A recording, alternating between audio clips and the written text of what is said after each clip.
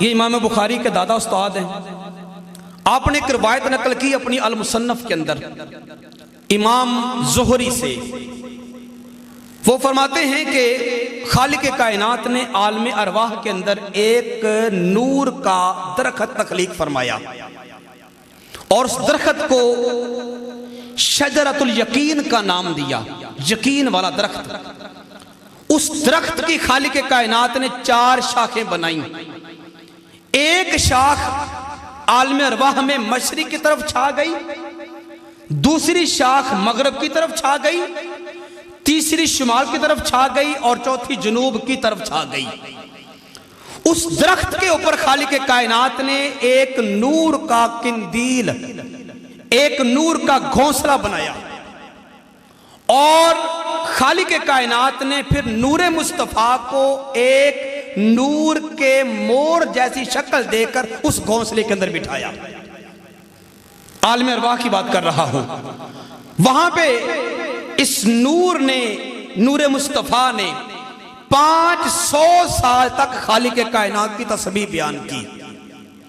پھر خالق کائنات نے عالم ارواح کے اندر ایک حیا کا آئینہ پیدا فرمایا اور حیا کا آئینہ نور کا پیدا فرما لینے کے بعد نور مصطفیٰ کے سامنے رکھا. جب وہ آئینہ سامنے رکھا, اس نور مصطفیٰ نے اپنے آپ کو اس آئینے کے اندر دیکھا. اس سے اپنا ہی آپ, اپنی شکل و صورت, اپنا وجود, اپنی بناوٹ اس حیا کے آئینے میں بڑی خوبصورت دکھائی دی. راوی فرماتے ہیں کہ جب نور مصطفیٰ نے اپنے آپ کو دیکھا, حیا آئی, شرم آئی, تو نور مصطفیٰ نے رب سے حیا فرما کر 5 دفعہ وہاں پہ سجدہ فرمایا. یہ 5 سجدے خالق کائنات کو جو رب کے حیا میں کیے گئے تھے بڑے پسند آئے اور فرمایا کہ محبوب آج آپ نے عالم ارواح میں 5 سجدے کیے ہیں, یہ 5 سجدے بطور یادگار ہم آپ کی امت میں 5 نمازوں کے طور پہ فرض کر دیں گے. پہلا سجدہ کیا تو رب نے فجر بنا دی, دوسرا سجدہ کیا تو رب نے ظہر بنا دی, تیسرا سجدہ کیا تو عصر ہو گئی, چوتھا کیا تو مغرب ہو گئی, 5واں سجدہ کیا تو رب نے عشاء فرض فرما دی. 5 سجدے خالق کائنات نے امت کے نام یہ سرکار کی ادا کو زندہ رکھتے ہوئے فرما دیے. پھر خالق کائنات نے اس نور کی طرف حیا کی نظر فرمائی. جب حیا کی نظر خالق کائنات نے اس نور مصطفیٰ کی طرف فرمائی تو اس نور مصطفیٰ کو رب سے حیا آتے ہوئے اور رب کے قرب کی وجہ سے پسینہ آیا.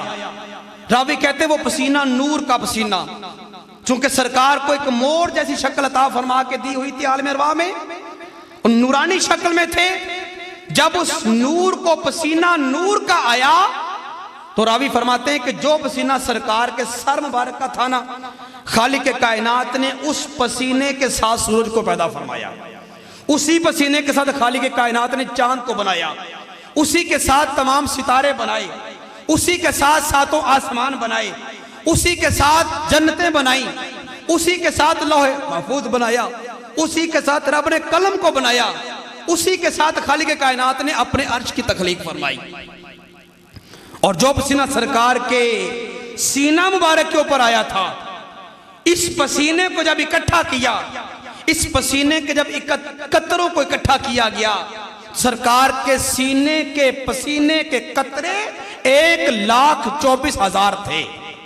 خالق کائنات نے ایک ایک قطرہ لیا اور ایک ایک قطرے سے اپنا ایک ایک نبی تخلیق فرما دیا.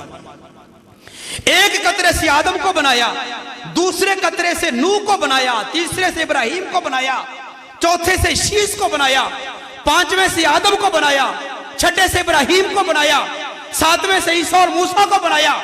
الغرض 1,24,000 قطرے سرکار کے سینہ کے پسینہ کے تھے. خالق کائنات نے تمام قطروں کو اکٹھا کر کے اپنے انبیاء اکرام کی روحوں کو تخلیق فرما دیا.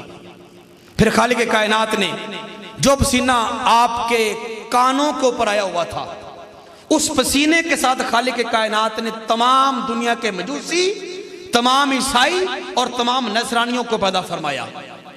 اسی طرح جو پسینہ سرکار کے چہرے مبارک کے اوپر آیا ہوا تھا, اس پسینے کے ساتھ خالق کائنات نے قیامت تک آنے والے جتنے بھی مومن مرد اور جتنے بھی مومن عورتیں تھیں تمام کو تخلیق فرمایا۔ یہ سرکار کی خیرات ہے، جس کو جو ملا سرکار کے صدقے سے ملا۔ عالم ارواح میں سرکار کو نورانی حالت میں جب رکھا اور جب رب نے حیا کی نظر فرمائی اور جب اسے پسینہ آیا، رب سے حیا کی وجہ سے اس پسینے سے خالق کائنات اس کائنات کی تخلیق فرما رہا ہے۔ حضرات ذوالفقار